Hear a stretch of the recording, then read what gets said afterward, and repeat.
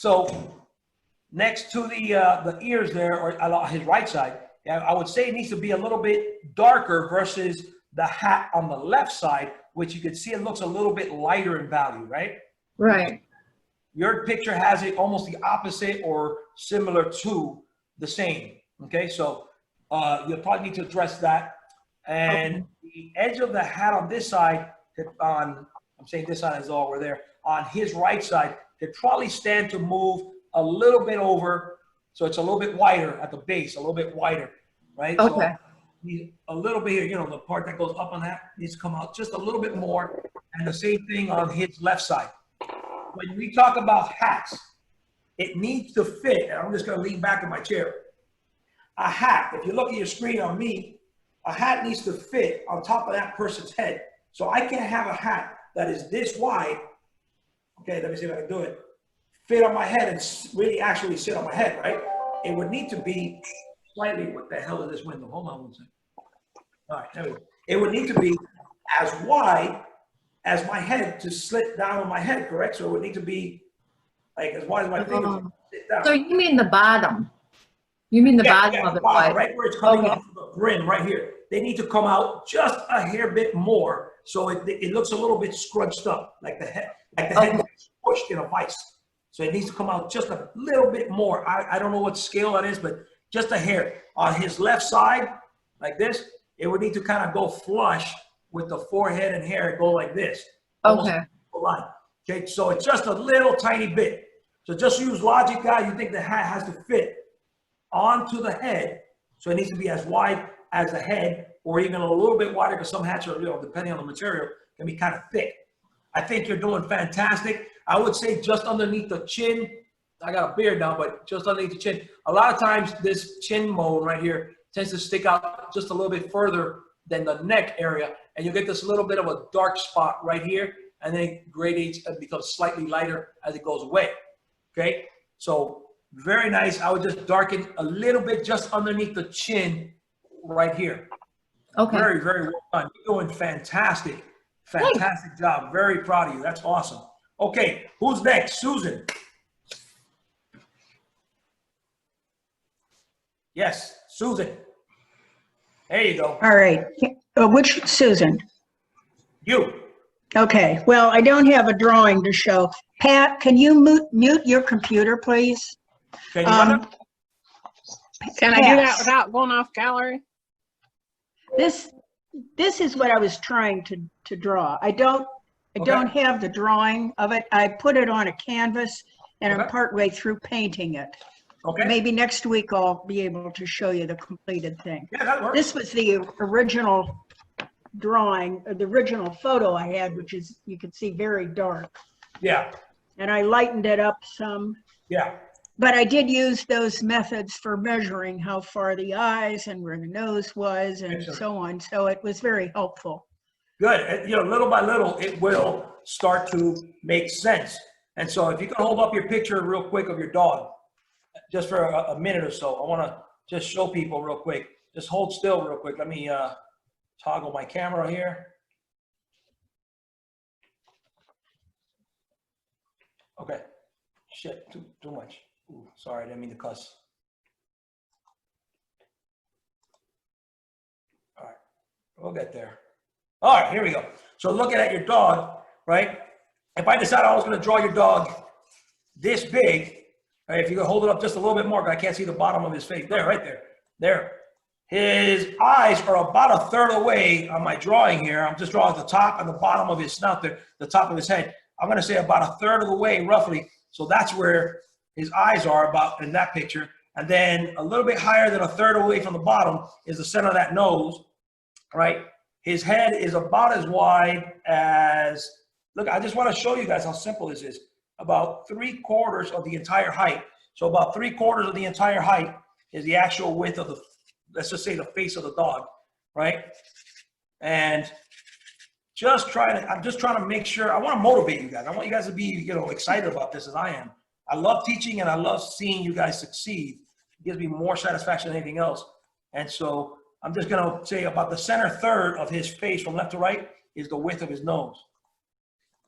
And so I'm not doing a perfect drawing. I just want to show you how easy and quick you can get into this. And then the eyes from top to bottom are smaller than the nose, about halfway from the top and bottom of the nose. So somewhere around there, and somewhere around there, and somewhere around there.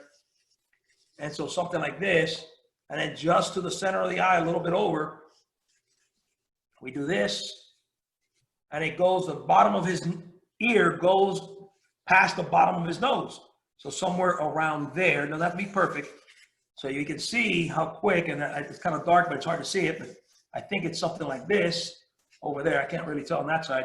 And then it comes up, and the width of the mouth, the snout area on the bottom of this chin is about the width of the nose, if not a little bit more.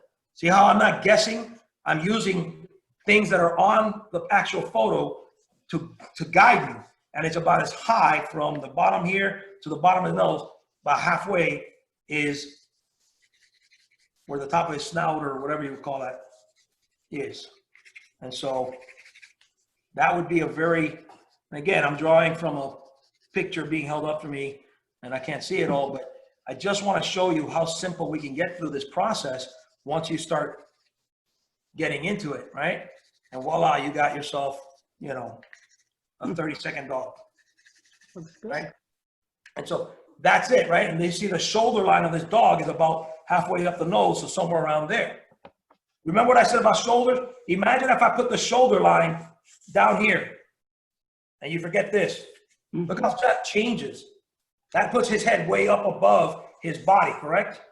Right? And Jen did a fantastic job with her drawing, because she put the shoulders in a place that gives me the same emotion, the same stature that the photograph has. Okay? So great job, Susan. You did good. Keep hitting it, and then hopefully you'll have something for us next week. All right, so Julie, you're next. All right, so she made her little sharpening box, like I talked about in the past. Very good. And I had got my hands unglued. Awesome. That's always important. So tip, wear gloves. I feel like a big idiot for not putting gloves on. Yeah, that'll happen. No worries. So did you get any drawing done? No.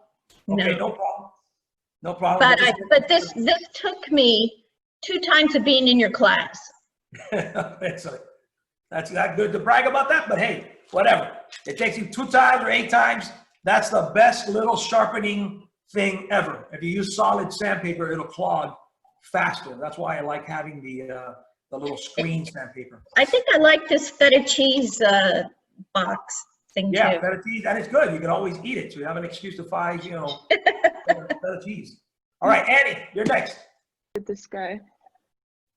Oh, look at you, girlfriend. That is amazing. Very The nice. angle looks bad, but Is something on those famous people? what? That Justin Bieber or one of those famous people? I think he's a pop singer, yeah, from Korea. I don't really know. But Oh, from Korea. Okay. yeah. Very nice. Yeah. That looks really good. Really good. Very solid black hair. A way to attend when you have, sometimes as artists, we got to use what I call your artist license. And sometimes when you have really black hair, it'll tend to look like a helmet, because it's just this black, roundish thing, and there's nothing there to add volume, right? And so what I would do, I would grab my little eraser. Let me put it close to the camera. There's my Yeah, little no, I tried that. eraser. And then see how I shape it to a point with a knife? I just go like this, and I go, and I'll find a light area and maybe exaggerate a little bit by making slightly lighter, by erasing out a little bit more. What you don't want to do is put white excessively, or you will add age. So if you got grandkids that are dark-haired grandkids and they're like 8 years old or 5 years old, and you start going crazy white in their hair, you're gonna make them more like 80 or 90-year-old. Okay, you're gonna add age. So be careful with that. This is very nice. I think you got some light spots in your hair, but they're hard to see. Yeah. It could just be the lighting in there or whatever. But make sure that if you have something that's such a round black hair, you add some like little striations so we can get a feel for the hair. Okay, guys?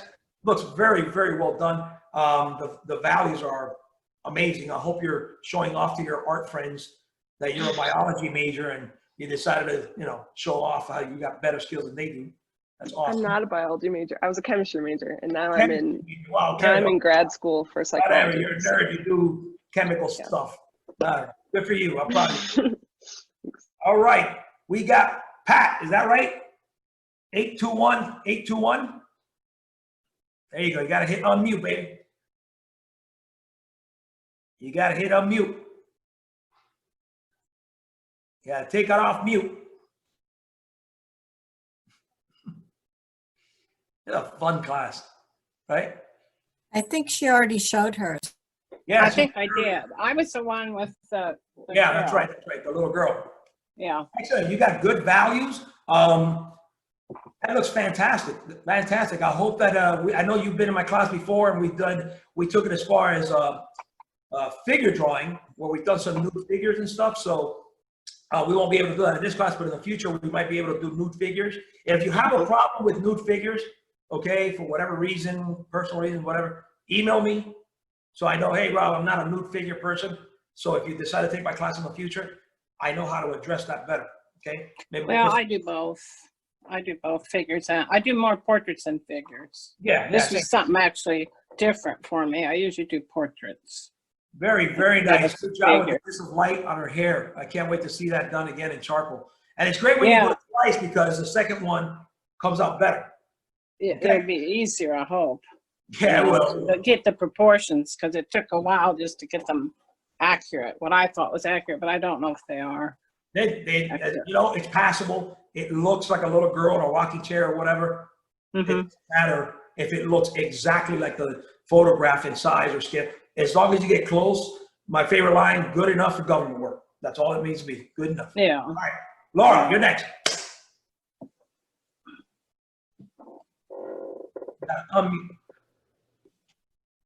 Wait a minute.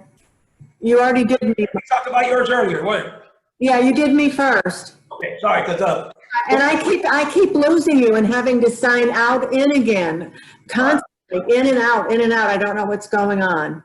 that's going to be your internet connection is, make sure your phones are off of Wi-Fi in It your is home. up.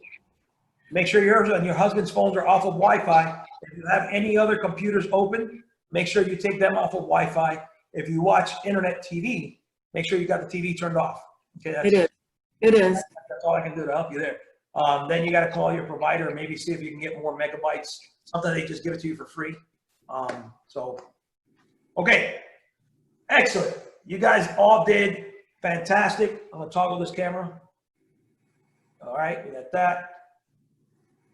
All right, here we go. Here's another tool for artists that, here it is, can you see that? This is a mall stick. Now this one's not mine, this one I found it here in the room, because they use this room for painting and all sorts of things. Somebody, excuse me, they put a piece of tape and like a little hook on there, and that's just to hook it onto the edge of your canvas or your paper or whatever. This mall stick, this is great if, say, like one of the drawings that I brought with me today, right? They start getting large and there's charcoal all over the place. You're trying to stay clean. You can put a mall stick and hang it off the edge, and you can do this, right? I'm putting my hand on the stick rather than on my paper, okay? If you're a painter, you probably know this already. You're gonna get your hands really dirty, especially if you're an oil painter, it dries so slow. So this allows you to draw without putting your hand on the actual paper, okay? So I just wanted to throw another little tool. And this is just a dowel rod. You can get them at Home Depot or Lowe's for like $2, okay? This is like 3/8, so you get ½ inch thick. And I get them 4 feet long, but you know, whatever. And that way I can draw from really big canvases and stuff like that, okay? So really cool tool, great to have, make your life a lot easier. And of course, my favorite is just a folded napkin, okay? Really easy. Okay, so last week we left off with this guy's face. We broke down all the proportions right at the top of his head. I decided to put it here. The bottom of his beard, which is the lowest spot, is right here. And then we found that halfway from all the way at the top to all the way at the bottom was the top of his nostril wings, right? Right here, right where the little wings of your nostril go into your cheek. We decided that was about halfway.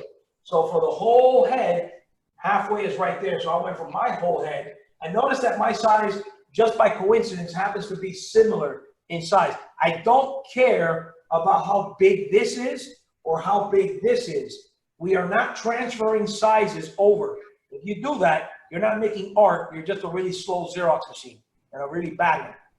Okay, that's not what we're doing. As you saw with the guy with the hat I showed you earlier that I brought in, the immigrant guy with the cowboy hat, he's really large. The photograph I used was about the same size as this one, maybe even smaller. And he's about twice as big. It's once you get those techniques down, size does not matter. You can do whatever you want. It's about grabbing those proportions.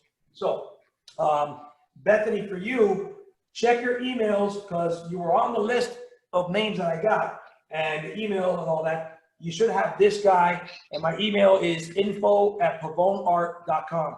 So check your junk mail if you don't see it. Okay. Info@pavoneart.com. Write that down, and if you don't find it, just email me tonight. Be, hey Rob, man, I can't find it. I lost it. I deleted it. Whatever. I will send it to you so you'll have this guy. Okay, and then I can hopefully I'll send you a nice long email. I'll try to catch you up as best I can. Okay, thank you. Okay, so then we decided that the width of his head, right, and we went to flesh, right, where the hair touches the flesh here, or the hair touches the flesh here. We said we're going to call that the face. We said that was as wide as, to be honest, I don't remember. I think it was, somebody remind me, I think it was the bottom of the nose to the hairline was similar to the width. And of course we had those, so we got there. Then I started doing all the other ones. We got to where we are now. And so let's get cracking on this. Let's look at the shape of this face.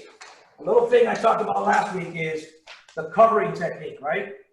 Where you can get two pieces of paper, right? And you would say, for example, along this edge here, I'm gonna look perfectly vertical, and I see a little bit of a curve. Then I would get another paper, put it over here on my drawing, and I would try to see it. And that way your brain can see a more abstract shape and see it much easier. Same thing, for example, I put it to the top of the eyebrows. I can now see the shape of that round forehead right across the hairline, right? I will get a paper, I'd hold this one here, get another paper, let me see if I can do it.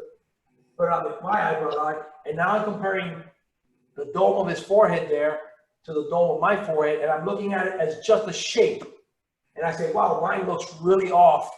It's too tall, too thin, too fat, whatever. And now I can see it as an abstract shape. It makes it easier for your brain to take that information in and do it much, much easier, okay? That's just a little trick that just worked really well. So what I decided is when I got up last week, teaching and I'm brushing and everything, I noticed that I felt my forehead was a little bit too low, my hairline, I should say.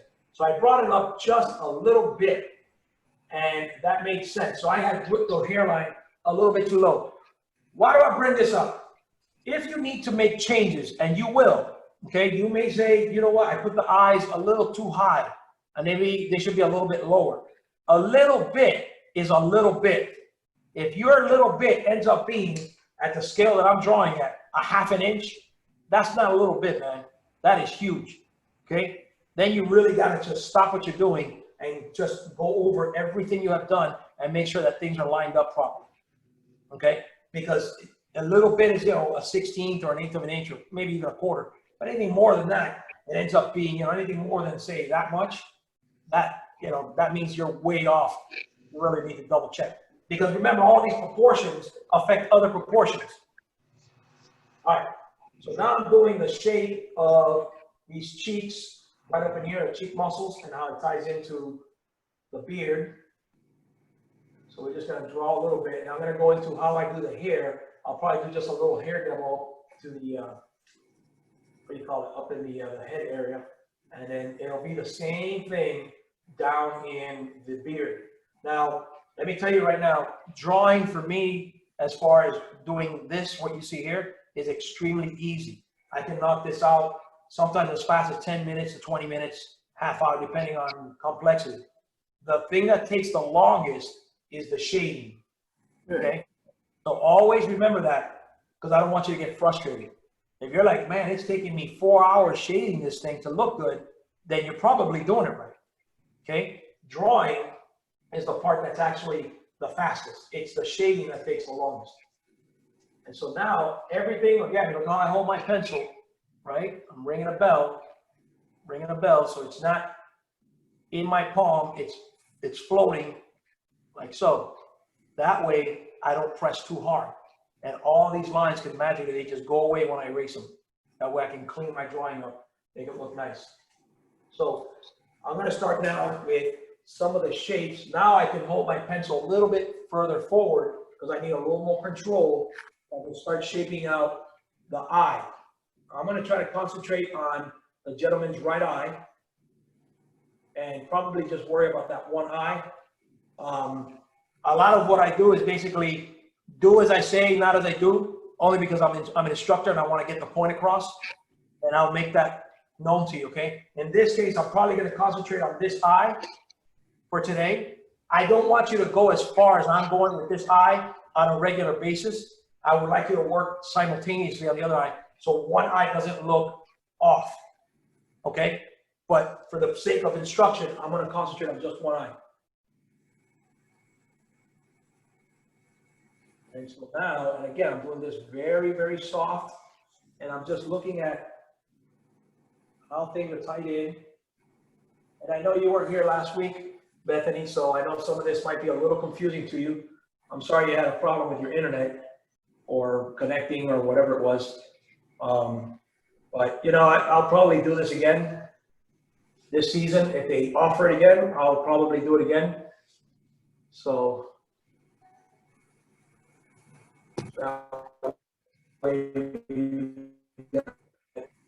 more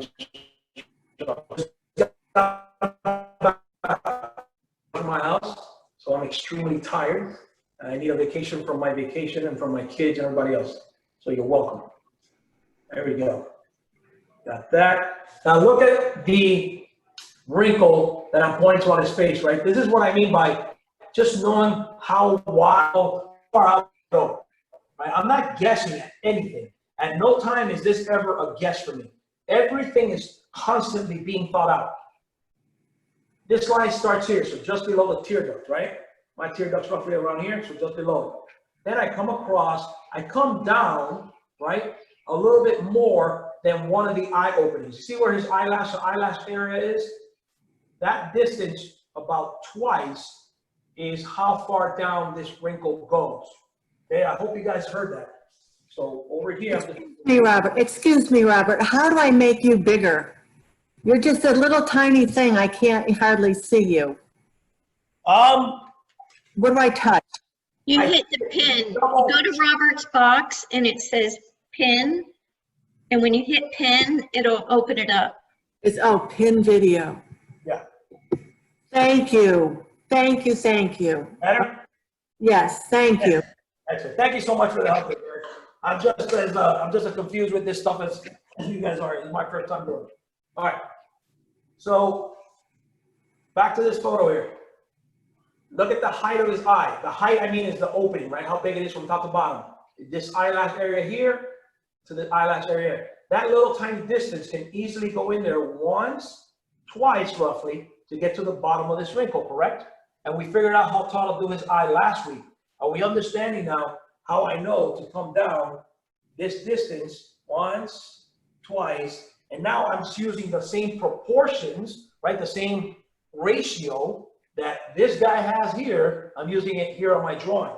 That's how you get accurate. If not, if I don't pay attention to that, I'll put the wrinkle way too high or way too low. It starts to look like he's squinting or it looks like somebody else.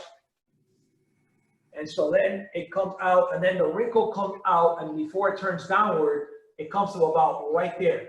And if I just imagine a line straight up, it goes into this dark wrinkle right here. So I know that dark wrinkle that I just drew earlier comes down right there, and that's the high spot. See how that's a logical decision, right? I'm not guessing at anything. And then the wrinkle here, and you don't have to count, you know, there's 22 and a half wrinkles or anything ridiculous like that. Just get the gist of it in, get the important stuff, the stuff that convinces people it's an older guy, etc. Don't go crazy trying to count how many wrinkles the guy has. And sometimes it depends, you know, if you want to add some age, you can even add some wrinkles if you just, you know, want to make it look more interesting.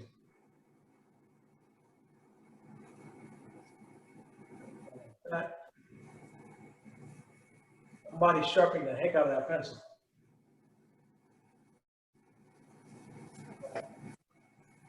Not. He's got like these eyebrows raised up like he's looks like he's happy or something, you know, like he's got his, like he's like, hey, I'm homeless, I love being homeless, this is great. And so he's got his eyebrows kind of up higher, like almost in a surprised look or something. So let's concentrate on these eyebrows. Where are those eyebrows? Let's see. They're hard to see because he doesn't have big, giant, bushy eyebrows, but it could just be the quality of the picture. But the darkest thing that I would call an eyebrow is right here, and it kind of comes around and it starts to lighten up and rounds off this way. So this darker patch, I'm just gonna put a little line right there. This lines up vertically. I use what's called a vertical plumb line, or horizontal, in this case, a vertical plumb line. I say, what does that line up with, right? And it's just to the outer edge of the wrinkle that we did around the eye. And so I go that wrinkle around the eye, and I take a vertical line straight up, and now I know how far over that eyebrow is.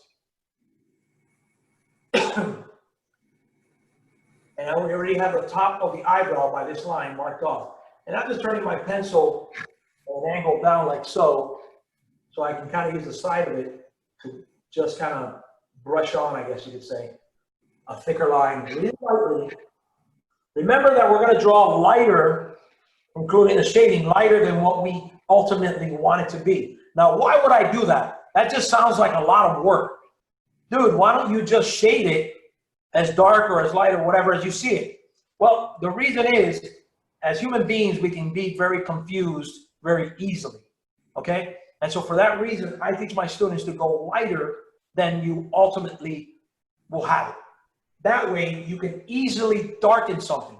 But if you went pitch black on this guy's face, somewhere that you said, oh, that's really dark, and then you felt later it wasn't as dark as you thought, you're going to have a nightmare of a time trying to make that really dark area light. So in other words, it's really a lot more work to make it go lighter and a lot less work to make it go darker. So by drawing lighter, we can make it go darker later on, and we don't have all these problems of trying to erase all the dark stuff that you messed up on. And so now I'm just going to add just a little bit of value around the eye socket just to kind of help me gauge where things are going to be. And that's about, see, notice I'm not going very detailed with that eye. I just kind of did some rough stuff. Now I want to make sure that I go into his nose. I want to start detailing the nose. Notice that his nose is, let's see, it's just past the tear duct, right? About a third of the way into the eye, which is this width here. And so now I want to draw this shape right here. Notice you don't see black holes underneath his nose for his nostril. All we see is shadow. A lot of times I'll see students start putting in little ovals or circles for the nose, for the nostrils. And then I look at the photograph, I'm like, why are you drawing that? That's not on the, you know, that's not in the picture. It's your brain taking over, right? I think it's supposed to be that way, even though it clearly is not. So you're always battling your brain, telling you, oh, we all have nostril holes. Well, yeah, that's true. But the problem is, if you were to add nostril holes, you know, the little ovals, little bullet holes there, if you were to add that to this gentleman here, it would change the picture pretty dramatically, because now if you can see the holes underneath his nose, that means his head must be tilted back, or you must be looking up at him. And so that changes the angle of the picture, does it not? So for that reason, if you see nostrils, fine, draw them, make sure you draw them accurately in size. The more hole you see, the more you're looking at him from underneath, or the more his head is tilted back. The less nostril hole you see, the more he's looking at you straight on, or maybe looking down at you, okay? So that has to do with the actual position of his face. So I'm gonna start drawing in the shape of his nose. Now look at how I draw his nose. I'm gonna show you really quick. I'm gonna use my white pencil here. This is what, let's just call this the top of his nose, which is the top of those nostril wings, okay?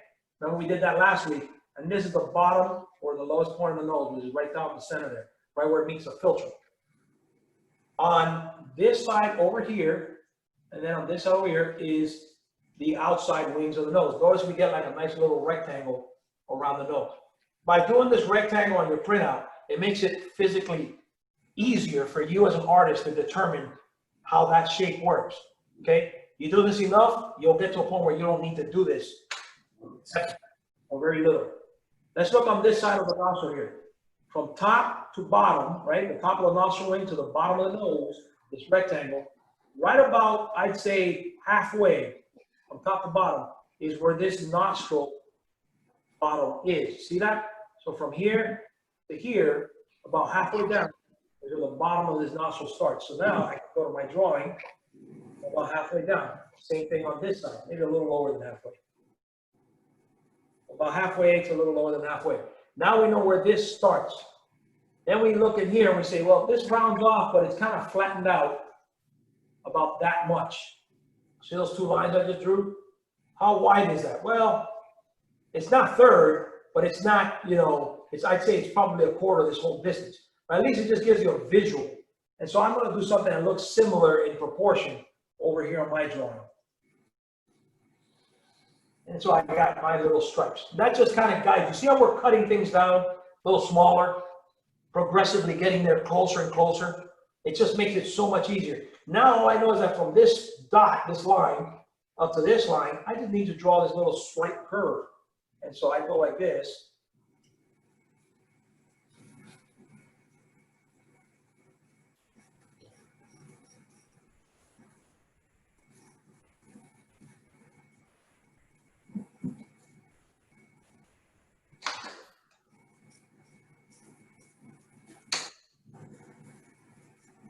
And there we go. Now I got a bottom line or a bottom edge to this nose that looks very similar in my eyes to what I see there. And it's all light. So if I'm off a little bit, not a big deal. I can easily change this. So now I'm going to go to the top and I'm going to start bringing in the top of the nostrils wings. Same thing on this side.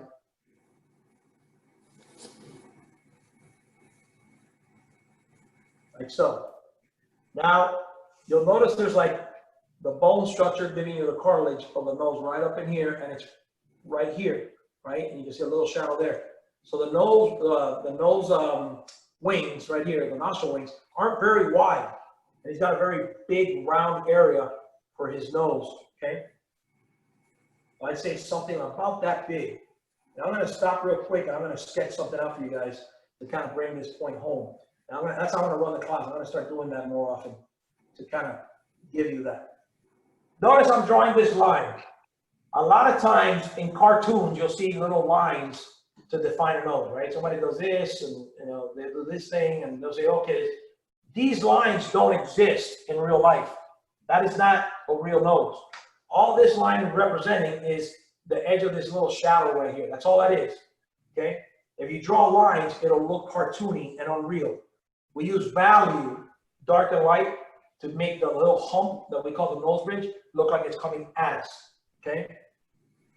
And so there's my little attempt at a nose. And notice I say attempt because that's everything here is an attempt. Then we'll see how it looks better later on as I start refining it.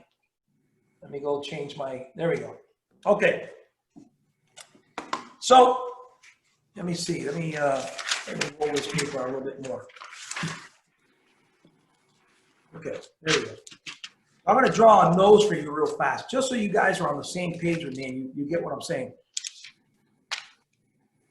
A nose essentially, okay, lays in between two eyes. So I'm just going to draw two quick eyes. Eyes are about the same distance apart as they are wide. So here are two really quick eyes, okay? The nose lays about, and I apologize, I didn't do it last week. I'm going to do it this week, I promise. I'm going to email you guys all the different measurements of the face, the averages and all that, and a whole bunch of documents. I will email you guys the thing today. Okay, tonight, by tomorrow at least, you'll have it. I apologize, I didn't send it out. Just got forgot. It takes the eye opening roughly about 5 to get to the bottom of the nose. Okay, so the eye opening from top to bottom is 1, 2, 3, 4, 5. That's the average for most people. If you have an Asian person, because their eyes are a little bit thinner, you'll have a higher count. If you have somebody like Clint Eastwood, for example, right? He's got that squinty eye thing that he does, right? When he tells you, go ahead and make my day or whatever. He's one of those people that's not Asian, but he has very squinty eyes. So his eye count would be higher to get to the nose. So now the nose, what is a nose? It's essentially usually about as wide as tear duct to tear duct, right? Usually a bigger ball, and it has two intersecting smaller balls on either side of it, okay? Well, we can see that. It has two intersecting balls. And notice that they're usually higher than the bottom of the nose. In other words, the nostrils are higher up than the center bottom of the nose. So this is the basis for a nose as far as structure. Now everybody's nose is built different, so you got to draw what you see. But then this nose, if you see it real quick on your camera, you'll see how I can turn this little cartoony circle thing into an actual nose. And it starts to make a lot more sense. So it was just 3 little balls, and now it looks like an actual nose. See that? See how simple that is? I just wanted you guys to see the whole nose thing. I'm going to be doing this little sketchy thing more often, so we can kind of do that. Okay, there we go.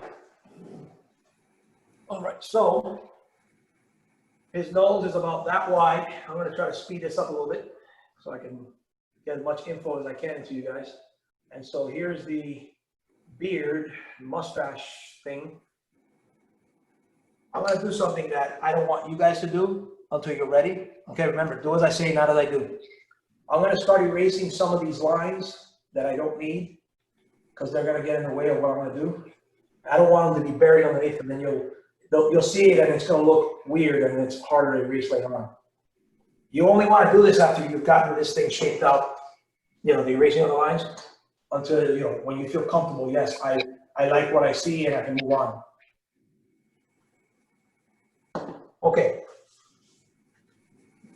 Well, I'm going to do some of his mustache.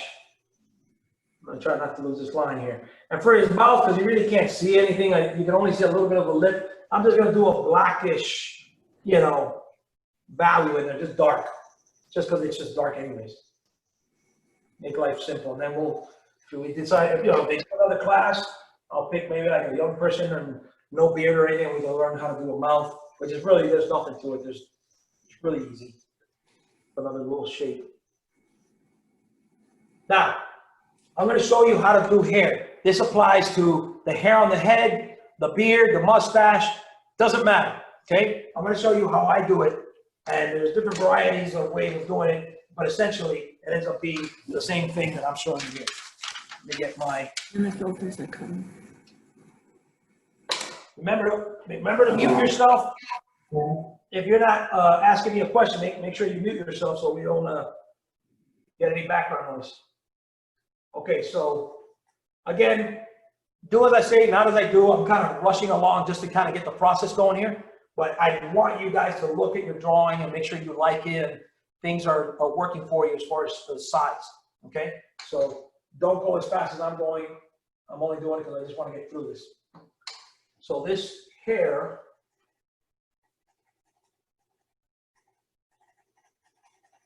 is darker here. I'm just going to add value. I'm going to try to just do this little section of hair real quick. And I'm trying to follow more or less the angle of the hair. You don't have to do every little tiny twirl or anything, okay? But I'm following that angle. Why? Because the last stroke you do on your drawing will be the first thing the viewer sees, okay? So if you started doing horizontal strokes like this or weird vertical strokes like that, it'll look unnatural. Hair usually has an angle and a curve and a certain smoothness or whatever, a wildness to it. You can't do perfectly vertical lines and horizontal lines, or it's going to look really strange. So here I am adding some value into the hair. So what is my trick for hair? Or not my trick, but my technique? I put a bunch of value in, just like I did with this guy here. Let me add a little bit more up in this area here. I'm just gonna add some value. Once I do that, I'm now gonna take my chamois, okay, my little chamois here. And again, you can just get a napkin. It doesn't have to be a chamois. Here's just a bathroom toilet paper, napkin, whatever you got. A chamois works fine. And I'm just gonna go in there and I'm lightly, okay, I always press lightly. I'm gonna blend that in so you don't see so many of those lines. Some of those lines are gonna help you to make it look like the striation of hairs, the ones that you maybe pressed a little too hard on. But notice how it all got filled in with this dark. What I wanna do is try to copy somewhat close to the darkest darks that I see in the hair. You just gotta get close, don't get all crazy on it. Now, my next step is, see this light area right here? It's really dark as it recesses into his temple area, but this light area right here, I'm not gonna grab white. I don't do any white until the very end. I'm gonna grab my little clicky eraser. Let me see if I can get it closer. And you notice I got a little point. I shaved it down with a knife, my little razor blade. Then, watch this, look at the magic. Really easy. I don't know how well it shows up on your computer screens there.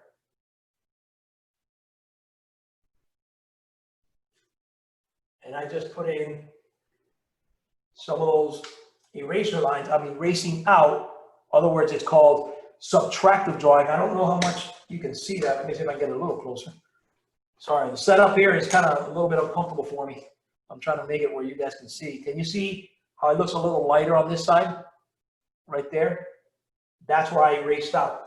And as I start putting in more darks, right? For example, I'm going to go a little darker right in here. By the way, I'm using an HB hard. If you were confident on what you were doing, you could jump right to a medium or a soft. I say that, but I say it with a lot of restraint because as students, if you don't have a lot of practice, you could be going too dark too fast and really run into a big problem. I just moved over into a medium just now. So it's a little darker. And this will just speed the process up for me as far as teaching. I'd rather that you guys stay with the HB hard. I'm gonna go in between those little lines that I just erased out. And you start seeing how it starts to kind of take on more of the shape, okay? So you guys at home, you don't need the eraser that I got here, the little click eraser. It's easier because it's harder, but you can do it like this. See how I got my immediate eraser to a point? Same thing. It just means I'm gonna have to take more time putting the point back because it's so soft, it'll bend back and become big, fat, and blunt. So for that reason, I like the little immediate eraser. It just makes things a lot easier. I have a question. Yeah. I have that Mp42 paper, and just on a little corner, I was trying to sort of replicate what you did, drawing the lines and smoothing it out with a tissue. And when I did that, I have like a little honeycomb pattern of the paper. Okay, very good question. There are two sides to the paper, okay? The side you're meant to use, okay, because it's technically it's a pastel paper. This is a very, very good question. I'm glad you asked it. One side, the side you're meant to use is the side with the honeycomb pattern, okay? That little pattern catches the pastel, or in this case, the charcoal, right? And it helps it to stick because there's a little bit of a rough texture to it. I like to turn the paper over to the smoother backside. A lot of artists, especially artists that like to do this kind of work, portraits and figures, we like to turn it to its backside, and usually it has like a little sticker on the backside that says the brand and color and all that. That's the side that I like to use, and I apologize for not bringing it up. This is one of those many, many little tiny details that it slips your mind, you know? But I like to use the backside because it's smoother, okay? It doesn't matter what side. I hate that honeycomb thing, okay? Me personally, I don't like it. And that's why I like the smoother side. But if you use the honeycomb side, that's fine too, okay? You're just gonna have that little pattern on your drawing. Yeah. Every once in a while. Sort of stuck with it now. Yeah, not a big deal. Hey, you live and you learn. Now, it's kind of better that it happens because then you can see what does happen, and then you may like it. Some people love it. Some people love the honeycomb thing. I don't. You know, or little dots or grids or whatever it is that's on there. I don't like them. So again, I flip it over to the backside. Okay, so great question. That's a great question. So let's see, I went back in there. So I want to go in there with my chamois and I'm going to go and not erase, I'm going to blend out just a little bit. See how this is darker, right, than the adjacent area? So it looks darker. And then you can erase back into it if you needed to. Because now that it got smudged and it looks too dirty. And I know it's probably hard for you guys to see on your screen, but in my room right now, looking at it, it's really popping out. And there's not enough charcoal on this in general to really give it the look that I'm going for. But let's see, let's keep adding some more charcoal. And as you start adding more material and blending it out and erasing out those hairs, they'll stand out more. I'm going to try to do this mustache area for you guys because it's a nice dark and it has nice light areas. And again, you would want to do this whole thing I'm doing with the hair. I want to make sure you understand. You would want to do this more towards the end. You don't want to have all this dirty material this early in the game, okay? I'm only rushing because I'm trying to instruct you. And the logical reason is you don't want this much charcoal this early in the game because then you're going to get your hands dirty. It's going to smudge. You're just going to have a big mess, okay? So I try to leave hair closer to the end and I worry about the face and the shading and all that and do the hair last, essentially. Somewhere in the middle to last. And so I'm just trying to go into this. I'm still using the medium just so I can hurry up the process of shading. So this won't be the best drawing in the world, but it will be very instructional. And you can already see just by adding more material, it's darker, less material, it's lighter. And so you're already getting gradations in your drawing. And there's the little wrinkle on the nostril. And now, let's see if we can see it this time better. Doing all those wild hairs coming off that mustache area. I think you can see a little bit better there. And you don't want to just erase everything off. You're trying to leave spaces in between those little eraser marks, okay? You want to make sure, let me lift up this board. Let's see if this works a little bit better. I can't draw like this, I'm holding it in my hand, but I just want to hold it up for you guys. Can you see where I worked earlier? Let me put this down. Where I worked earlier, right here. We can see that little spaces in between, right? And I just erase down here, and then I leave spaces in between showing the charcoal underneath. That way it looks as though there's dark underneath. Now let's just say, for example, let's just say you erased and you said, man, you know, I like this erasing thing, it's working. It's a little too bright, right? It's a little too bright. Let's just say you thought the removal of material made it look too bright. Okay, you can get your chamois and just gently go over what you did, and then a little bit of the funkiness that's on here, plus whatever's on here, is going to just darken those little hairs, those light areas up a little bit, and it pushes it back into the surface. Okay, remember, darks push away, lights pull up. So always tell my students, hills and valleys, hills and valleys. Okay, think of it that way when it comes to darks and lights. The hilltop would be your lights. The valleys, right, where all the shadow is, that's your darks. So if you want something to recede, to be in the background going into the face, it needs to become darker for the most part. If you want it to come off the page, it needs to be lighter. So I hope you guys, hold it up a little bit closer. I hope you guys can see that a little bit better. And you can see all the little lines and everything, what I did with the nose. Excellent. Awesome. I'm excited. Robert, Yes, sir. the chamois, again, is that just a regular towel you said, or a paper towel? What did you say the You can chamois use was? a paper towel, or you can use, buy a chamois. I'll talk about that real quick. This chamois here, as you can see, it's very worn out. You remember the guy that used to do that commercial called ShamWow? And it's that little orange chamois for, it absorbs like 1,000 times water when you dry your car. Well, he was really hyper and all that. He would come out at 3 in the morning.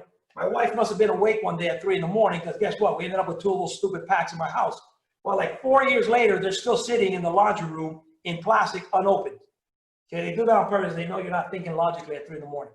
And so I needed some chamois, something to blend out a drawing I was working on many years ago. And I just remember seeing that because I was doing laundry that day. And I said, what the heck is this thing? So I look at it, I opened the pack and I said, wow, it was this thing. It felt like almost like felt, you know, like F-E-L-T felt. It's soft, it's very nice material. And I said, man, I wonder how this will blend. You don't know until you try. So I went into my drawing and I started blending and I fell in love with it. I said, oh my God, where have you been my whole life? This was awesome, you know? Now I used to use just napkins. You can use that. The ones that I don't like, and again, I'm not trying to say never to use it or never buy it, are the ones that you get in those kits from Michael's.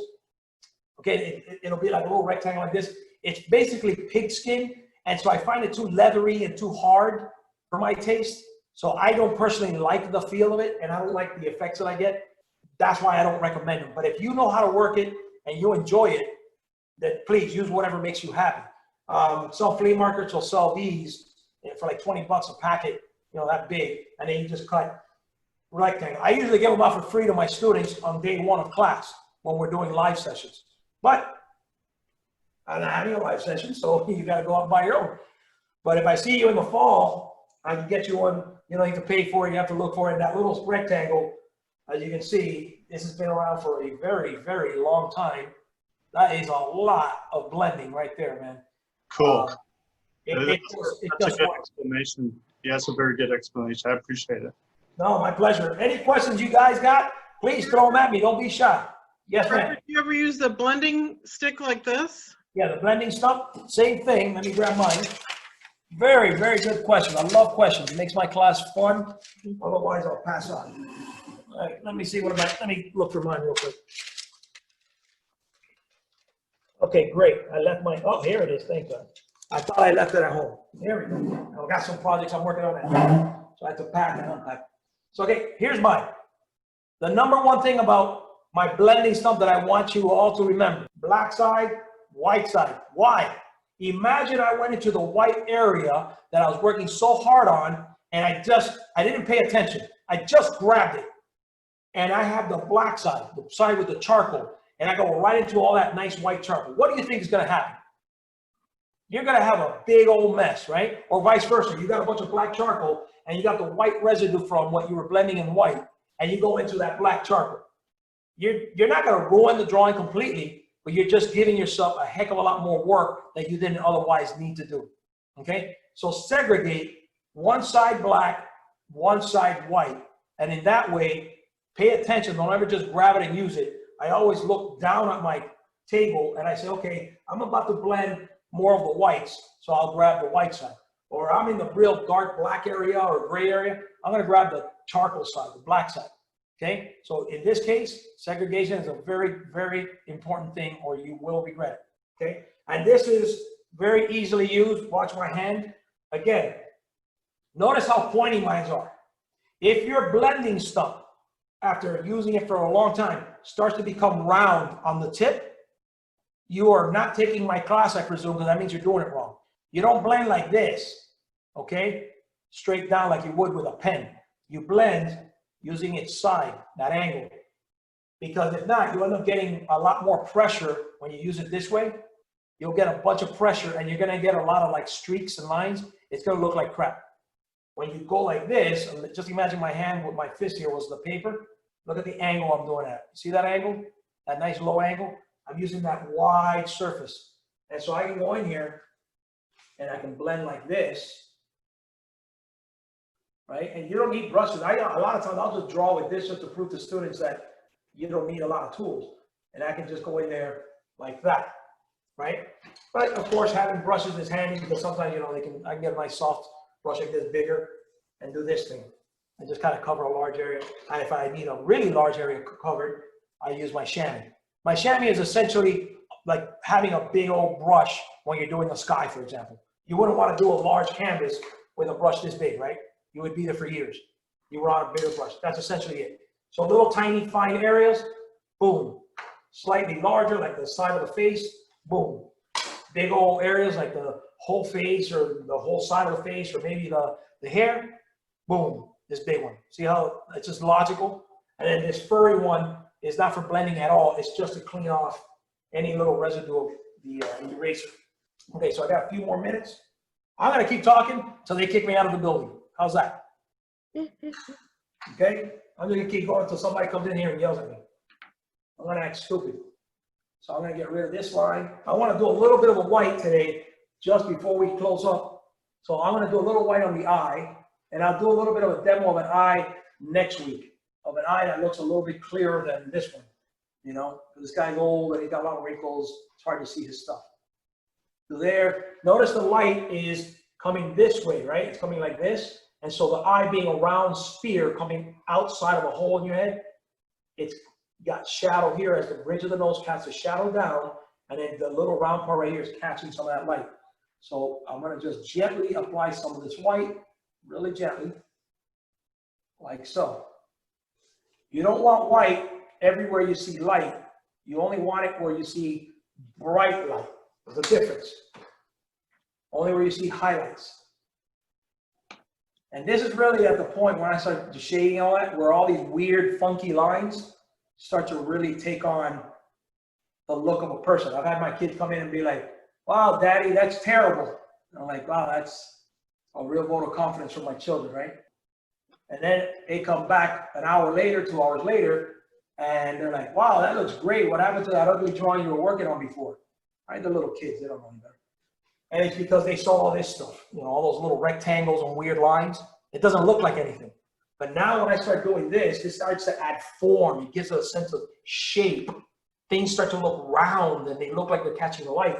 And look at the on your screen, the little bit, I just looked over at the computer, just a little bit that I've done in the last couple minutes with you. And this eye was already taking shape. It's looking more like an eye. It's looking rounder. And then you got a little bit of light on the eyelid there, and then it kind of recedes. That's how we get this little shadow here. Robert, my white is not even showing up on this paper. I don't know why. What color are you using? What color paper? It's kind of a off-white color. A what now? Strathmore, it's an off-white color. Okay, if you use white on white, we call that invisible. So if you're using white paper, you won't be able to use white. That's why in the beginning, remember last week I said I'm using a gray toned, in this case, Canson paper. Oh. That way you'll see the white. If you're using white paper or off-white, even the off-white one, which I own papers like that too, you can only do the charcoal. Okay? If you want to do some white charcoal along with me, you can draw something else or try to catch up with the same drawing on something that's gray tone. You can order a pack of 10 from like Jerry's Artorama or Dick Blake or whatever company you like. It's Canson, and it's, I said it in the email, it should say it.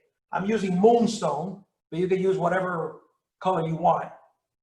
19.5 by 25.5. It's the Me Taintis line of paper that they have, okay? It's their pastel paper.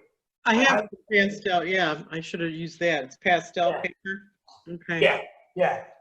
You know, the first days are always a learning process just in materials. Yeah. So don't feel bad. You'll get it and it'll be like, it'll just come second nature to you. Okay, so here I am adding a little bit of blending. I don't know if you can see that. Let me hold it up real quick. Just a little tiny bit of blending in the eye, and look at the difference. You see, I see that?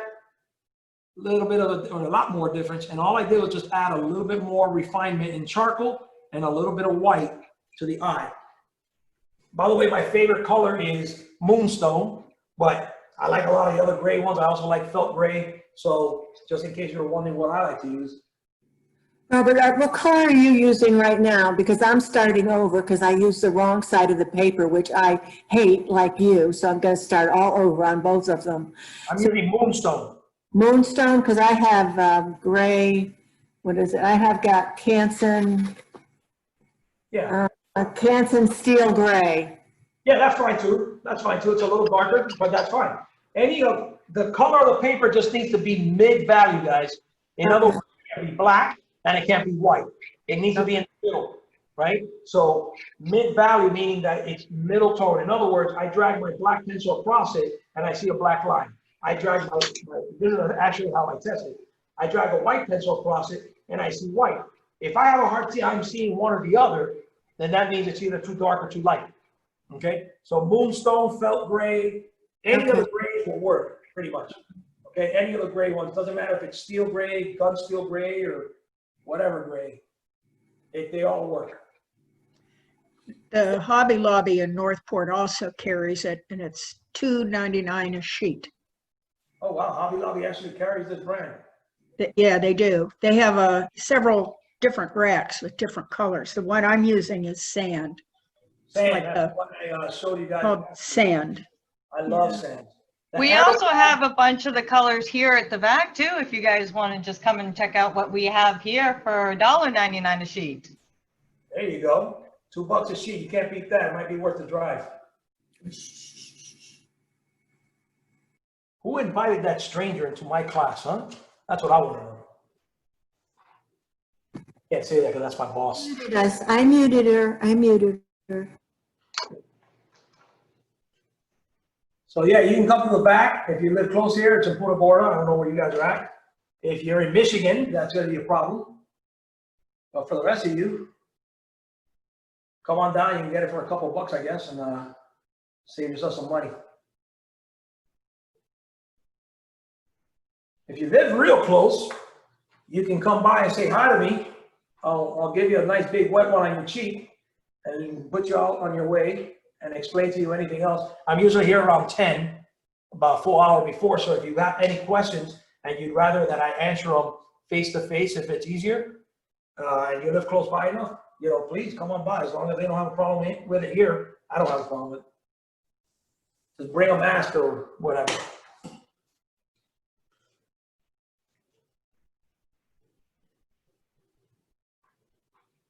Excellent. So now I'm just going in there. Now I'm going to do something in the eye. You'll see that the eye has a little bit of a highlight, but not really much of a highlight. Not like a super bright white highlight. So there's two ways of handling this, okay? I'm going to show you real fast. Real fast.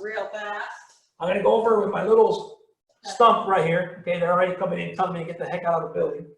I'm going to go over really light, just like this, just into the eye area. Just so it can all become kind of a darkish gray tone, really light.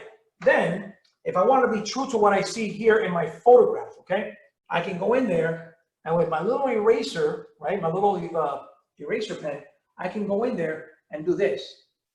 Hopefully you guys can see it. I'll hold it up to the camera again. And erase out. This is an illusion because, here, let me hold it up. Let me see. There we go. This is an illusion. The reason those two lights right there look so bright, even though all I did next to the pupil, all I did was erase. I did not add any white. All I did was erase. The reason it looks much brighter, it's simply because it's surrounded by so much black charcoal. Okay? So we're basically magicians at this point, as more than we are artists. By doing that, we are now surrounding it with so much charcoal that if I just erase it, look how bright those two little highlights in the eyes look, right? That's a safer way of working, guys, than going into this with white charcoal. You go into this with white, let me do it with white real fast if you want, right? Even if I screw this up, just to show you the point I'm trying to make. I'm gonna go to one of them and I'm gonna put it like if it was a real bright highlight. A lot of people do that, right? It still might look nice, but look at the difference between this white highlight and me erasing. It can be quite a bit brighter, and depending on the lighting situation, it might look wrong, okay? If this was the shadow side of the face, let me back this up a little bit. If this was the shadow of the face, there might be a situation where the highlight is lighter than the surrounding area, but it is not white, okay? So how do you know? How do you know what to do? Use the eraser method. Erase it out lightly, the highlight, and see if that looks bright enough. If it works, leave it alone.